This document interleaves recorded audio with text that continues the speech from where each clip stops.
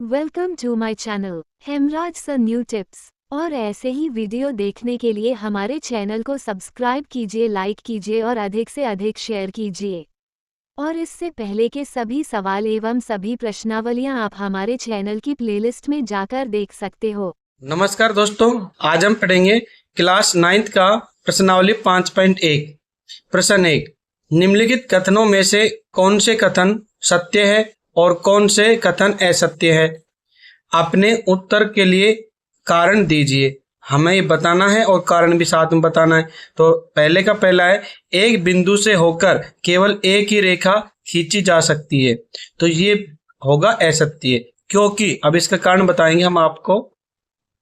अब यहाँ पे देखो, हमने ये बिंदु एक एक्स लिया। अब इसमें से देखो कितनी सारी रेखाएं गुजर सकती है। ठीक है, तो हम कह सकते हैं किसी एक बिंदु से हम अनेक रेखाओं को गुजार सकते हैं, जैसे कि इसमें बताया गया है। और हम इसमें नीचे लिख भी देंगे कि असत्य, एक कागज कोई बिंदु एक्स ले, पेंसिल व पैमाने से एक्स से जाने वाली कोई रेखा एम, देखो ये वाली एम रेखा ले ली हमने, ये उसके बाद एल एक्स, उसके बाद एल ले ली, ये एक्स ले ली। इस तरह से हम बहुत सारी रेखाओं को निकाल सकते हैं बिंदु एक से। तो इस प्रक्रिया को करते हुए हम जितनी चाहे उतनी रेखाएं एक्स से बना सकते हैं। तो ये हो गया असत्य। अब हम सवाल नंबर 2 करते हैं।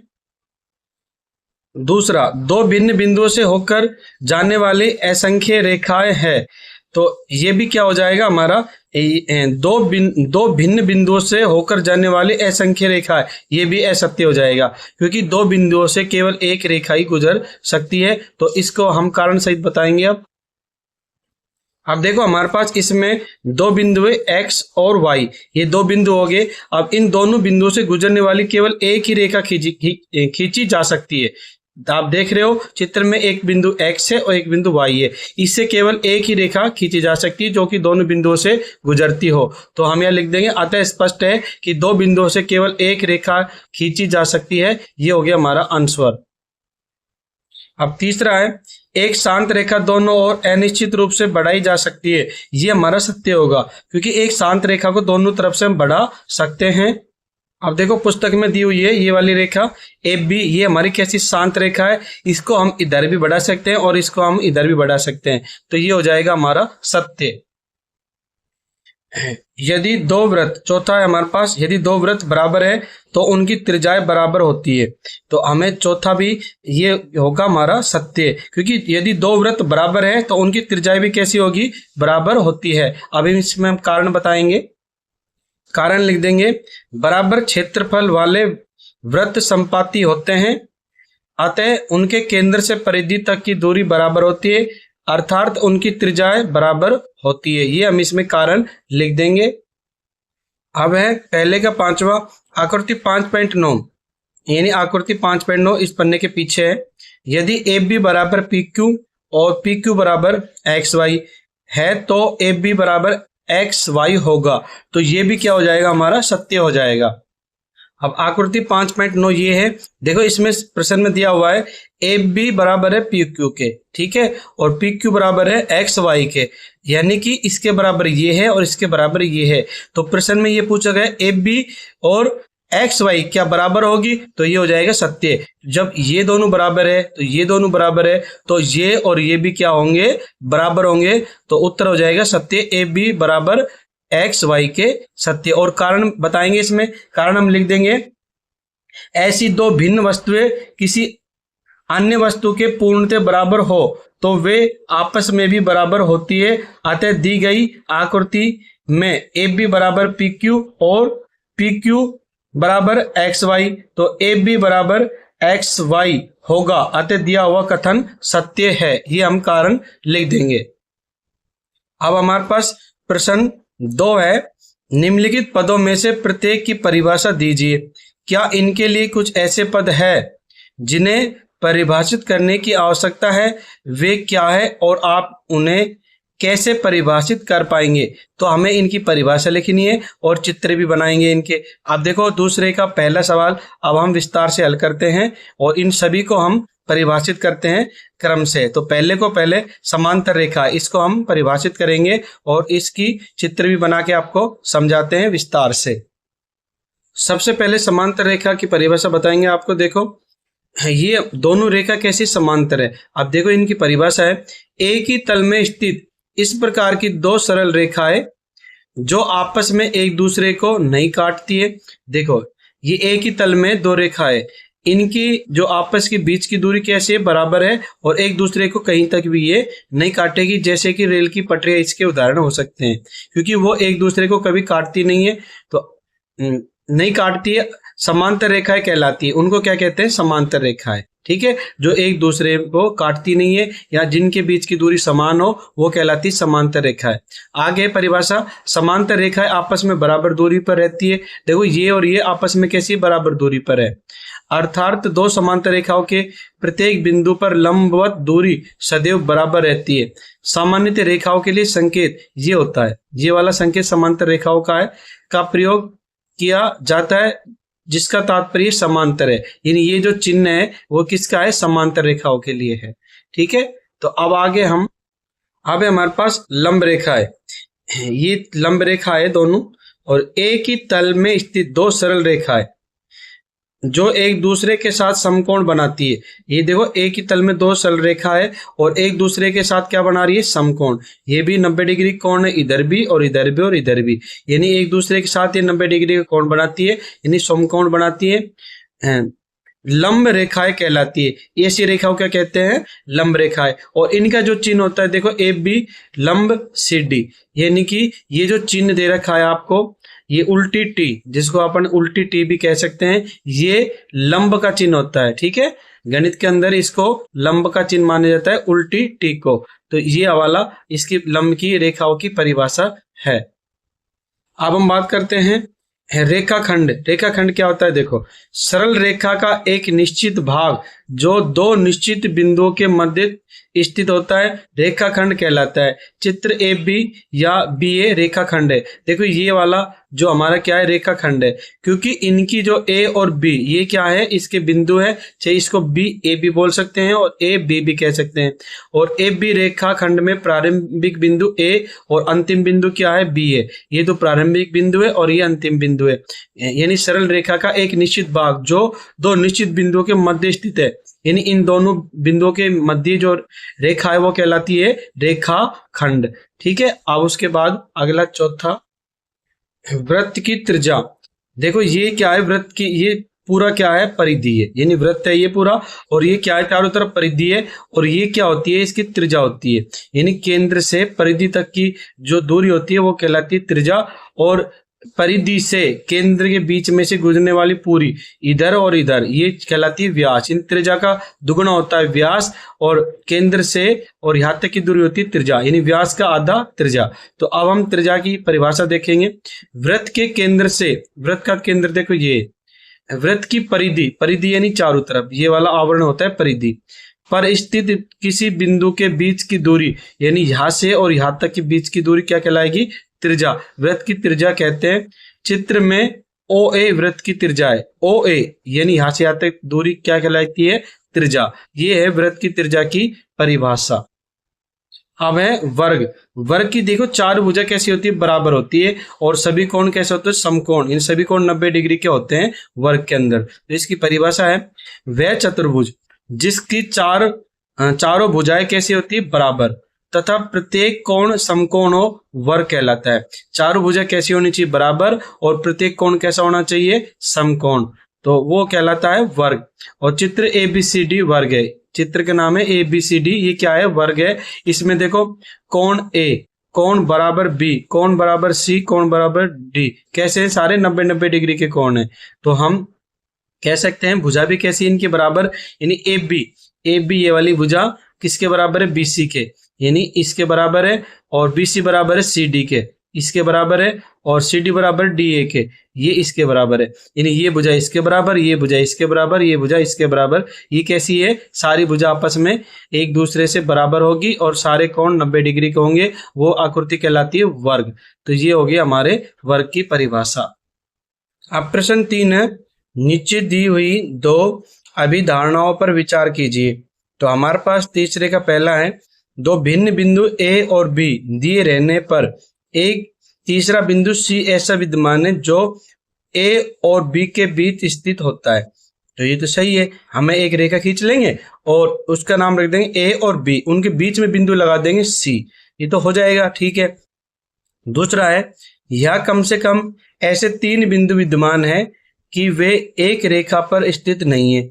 अब यहाँ पे देखो, हमने दो बिंदु लिए ए और बी, ठीक है, रेखा खींच दी, और तीसरा बिंदु हम क्या करेंगे, रेखा पे अंकित नहीं करेंगे और रेखा से ऊपर अंकित कर देंगे दोनों के बीच में। तो ये क्या बन जाएगा, हमारा एक त्रिभुज बन जाएगा। तो आगे प्रश्न है, क्या इन अभिधारणाओं में कोई अपरिभाषित शब्द है? क्या ये अभिधारणाएं अवरोधी है? क्या ये यूक्लिड की अभिधारणाओं से प्राप्त होती है? स्पष्ट कीजिए। तो इसके अनुसार अब विस्तार से बताते हैं। देखो, आपको हिंदी भी लिखनी जरूरी है इन सवालों में। तो पहले के उत्तर में लिख देंगे हम कारण सहित, दो बिंदु ए तथा बी दिए गए हैं जहां बिंदु सी उनके बीच खींची गई रेखा पर स्थित है।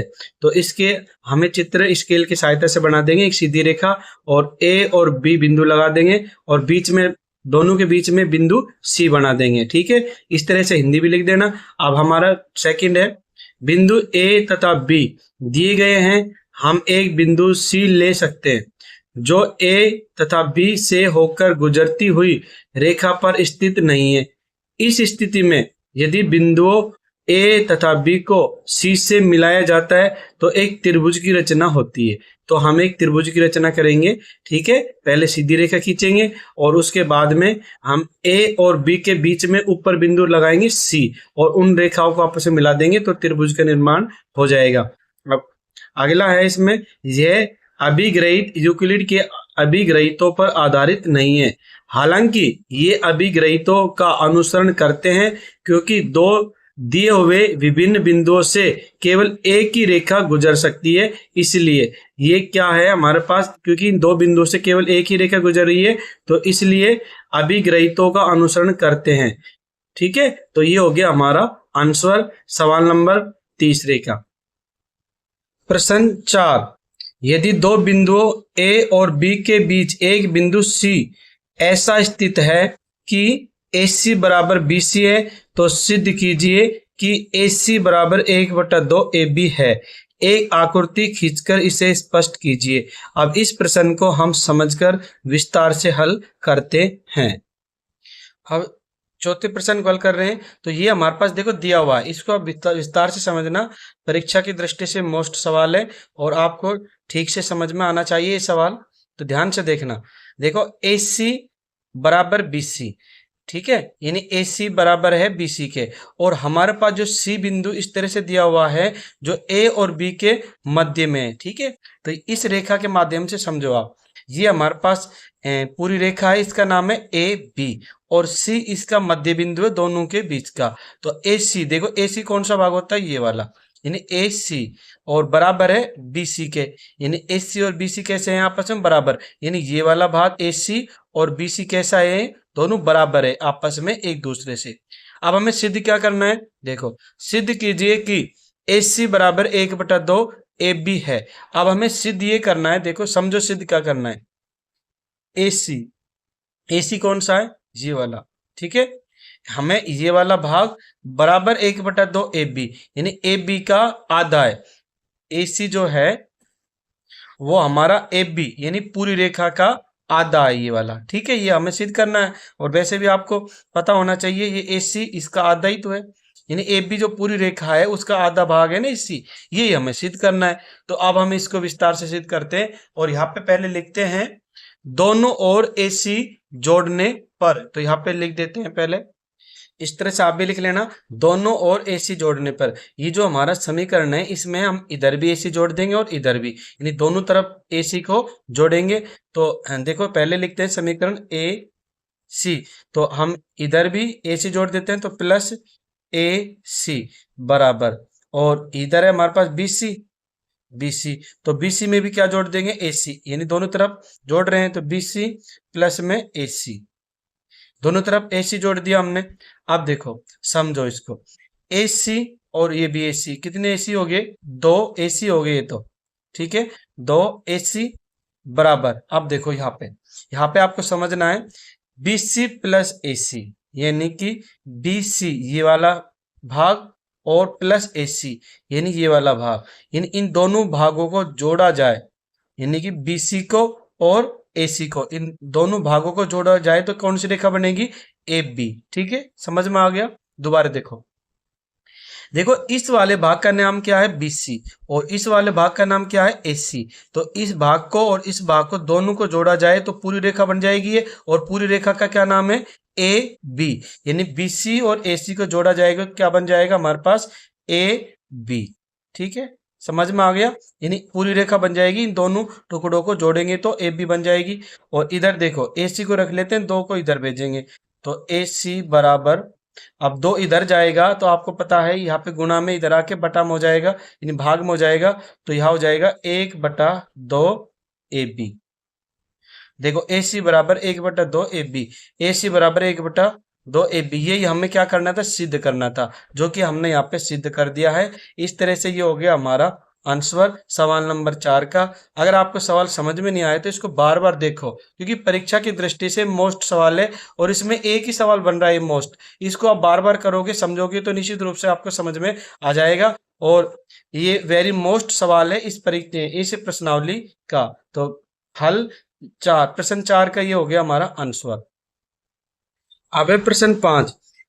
प्रश्न 5 है हमारे पास। प्रश्न 4 में सी रेखाखंड AB का एक मध्य बिंदु कहलाता है। सिद्ध कीजिए कि एक रेखाखंड का एक और केवल एक ही मध्य बिंदु होता है। हमें ये बात सिद्ध करनी है, क्योंकि हमारे पास देखो ये हमारे पास एक रेखा है, इसके अंदर ये सिद्ध करना है कि इसके मध्य बिंदु केवल एक ही होता है। तो इसको अब हम सिद्ध करते हैं। अब इस सवाल में 5 सवाल में देखो हमने क्या मान लिया? माना AB, यानी AB ये पूरी रेखा, ठीक है, AB इसका नाम है, इस पूरी रेखा का माना AB का D एक और मध्य बिंदु मान लिया। हमने AB का D, हमने एक और मध्य बिंदु मान लिया, यानी AB का मध्य बिंदु हमने मान लिया है D। तो अब देखो इसमें क्या समानता होगी, यानी AD, यानी AD किसके बराबर होगी? DB के, यानी BD के बराबर होगी या DB के बराबर। तो यह लिख देंगे AD बराबर DB। तो AD बराबर किसके होगी? DB के, DB, ठीक है, AD बराबर होगी DB के। ये हमने क्या मान लिया? मध्य बिंदु मानना था D, तो अब हमारा D मध्य बिंदु है, तो AD और DB कैसे होंगे? आपस में बराबर होंगे, AD बराबर DB के। और हमारे पास पहले से क्या दिया हुआ है वो यहाँ पे देखो, C पहले से बिंदु दिया हुआ है, तो यहाँ पे लिखेंगे पहले हम, तो हमारे पास क्या दिया है ये लिखेंगे हम, दिया गया है C, ये पहले से बिंदु दिया हुआ है हमारे पास, C AB का मध्य बिंदु है, ठीक है, ये जो C है वो AB का क्या है? मध्य बिंदु है। तो हमारे पास इनमें देखो AC बराबर CB के बराबर होगी, यानी कि लिखेंगे AC बराबर होगी CB यहाँ पे लिखेंगे B। देखो आप AC कौन सी रेखा? ये यहां से आज तक, और CB कौन सी रेखा? ये, यानी ये दोनों रेखा आपस में कैसी है? बराबर है। तो AC बराबर CB। तो इस तरह से ये तो हो गया हमारा समीकरण नंबर 1, और ये हो गया हमारा समीकरण नंबर 2, ठीक है। अब हम समीकरण 1 ये है और समीकरण 2 ये है, तो समीकरण 1 को 2 में से घटाएंगे, तो यहां लिख देंगे समीकरण 1 को समीकरण 2 में से घटाने पर। इस तरह से आपको भी लिखना है, समीकरण 1 को 2 में से घटाने पर, यानी हमारा समीकरण 1 कौन सा है? ये वाला, और 2 कौन सा है? ये वाला। तो इसमें से हम पहले इसको घटाएंगे, तो इसमें क्या है? AC, तो यहाँ लिखेंगे AC में से क्या घटाएंगे? समीकरण 1 माइनस AD बराबर, और समीकरण CB माइनस DB, इसको घटाएंगे DB। तो अब इनको घटाते हैं, देखो घटाने पर देखो AC, हमारे पास AC देखो अपन इससे समझेंगे, AC हमारी कौन सी है? यहाँ से और यहाँ तक, ठीक है, AC है ये। इसमें से क्या घटा रहे हैं? AD, इसमें से घटा रहे हैं ये वाली रेखा, केवल ये, ठीक है, यानी कि AC पूरी हद तक उसमें से कितनी घटा रहे, 8D, ये वाली 8, ठीक है। तो AC में से जब 8D घटाएंगे तो क्या बचेगा, DC बचेगी, केवल क्या शेष रह जाएगी, DC, यही रह जाएगी ना इस पूरी रेखा में से, और ये इतनी रेखा घटाएंगे तो क्या बचेगा, DC। तो यहाँ पे घटाने पे क्या बची, DC। और इधर देखो CB हमारी कौन सी है, CB ये वाली रेखा है, इसमें से क्या घटाएंगे हम, -DB। तो -DB ये पूरी रेखा घटाएंगे, यानी कि CB इतनी सी में से पूरी रेखा घटाएंगे तो माइनस क्या आएगी आपको पता है, तो माइनस क्या आ जाएंगे, माइनस की बचेगी आपकी DC, ठीक है। यानी CB में से, और हम घटा रहे हैं DB, पूरी रेखा घटा रहे हैं, बड़ी रेखा है इसलिए, तो बड़ी रेखा है तो माइनस में आएगा उत्तर। तो माइनस के कितनी बचेगी, ये वाली रेखा बच जाएगी माइनस की DC। तो माइनस की DC यहाँ पे शेष बच गई। अब देखो इस -DC को इधर ले लेते हैं, तो यहाँ पे ये आ जाएगी, तो DC, माइनस की DC इधर आएगी तो किसकी हो जाएगी, प्लस की DC बराबर यहाँ पे बचेगा 0, ठीक है। तो इसको आगे करते हैं, देखो तो यहाँ पे अब DC और DC दोनों को जोड़ेंगे तो यहाँ पे हो जाएगी हमारे पास, इसको आगे यहाँ पे कर देते हैं, DC और DC को जोड़ेंगे तो हो जाएगी हमारे पास 2DC होगी, और बराबर क्या आया हमारे पास यहाँ पे 0। और अब इसको आगे नीचे करते हैं, तो 2DC बराबर कितनी होगी, 0। और आपको पता है 2DC, यानी कि अब 2 को इधर भेजेंगे तो DC का मान आ जाएगा हमारे पास 0। तो 2 को इधर भेजेंगे तो 2 इधर जाएगा तो बटा में हो जाएगा, तो 2 का भाग 0 में लगाएंगे, कितना आ जाएगा, 0, यानी 2 खत्म हो जाएगा। तो हमारे पास DC का मान हो जाएगा, DC बराबर क्या आ गया, 0, ठीक है। इस 2 को इधर भेजेंगे तो बटा में होएगा, भाग में जाएगा, तो भाग 0 में जब 2 का भाग लगाएंगे तो 2 खत्म हो जाएगा, 0 हो जाएगी। तो DC का मान कितना हो गया, 0। तो यहाँ पे लिख देंगे, अतः C व D कैसी है, संपाती है, यानी C व D कैसी है, संपाती, क्योंकि DC का मान कितना आ गया यहाँ पे, 0, ये हमें सिद्ध करना था। और यहाँ पे लिख देते हैं, अतः C व D संपाती है। इस तरह से आपको भी लिखना है, अतः C व D संपाती है इति सिद्धम। ये सवाल हमारा 5वां हल हो गया। आपको इसको ध्यान से समझोगे और आराम से समझोगे तो आपको ये सवाल समझ में आ जाएगा। प्रश्न 6, आकृति 5.10 यानी ये वाली आकृति में यदि AC कौन सी है, ये भुजा AC बराबर BD और बराबर है BD के, यानी कि ये वाली, यानी AC ये और BD ये आपस में कैसी है, बराबर है। तो सिद्ध कीजिए कि AB बराबर CD, यानी AB ये और CD ये वाली भुजा, ये वाली भुजा और ये वाली भुजा भी कैसी होनी चाहिए, बराबर होनी चाहिए। ये हमें सिद्ध करना है। तो अब हम छठे सवाल को विस्तार से हल करते हैं। अब प्रश्न 6 को हल कर रहे हैं, तो ध्यानपूर्वक देखना सवाल में। देखो ये हमारी एक रेखा है और इसका नाम यहाँ से यहाँ तक AB है और ये BC है और ये क्या है, CD है, ठीक है। तो हमें दिया हुआ है सवाल में AC बराबर BD, यानी AC ये वाली रेखा A और C यहाँ तक, और किसके बराबर है, BD के, यानी कि B से और D, यानी ये वाली रेखा के बराबर है, ठीक है। तो ये हमें दिया हुआ है, हमें सिद्ध क्या करना है, AB बराबर CD, यानी AB और CD, यानी ये वाली रेखा और ये वाली रेखा हमें बराबर है, ये हमें सिद्ध करना है। तो अब हम सवाल को विस्तार से हल करते हैं। तो देखो दिया हुआ है, तो इसको मान लेते हैं हम समीकरण नंबर 1, इसका नाम रख दिया समीकरण नंबर 1। अब हम AC हमारी कितनी है, AC ये वाली भुजा, तो इसको पहले लिखते हैं AC, ठीक है। AC यहां से और यहां तक।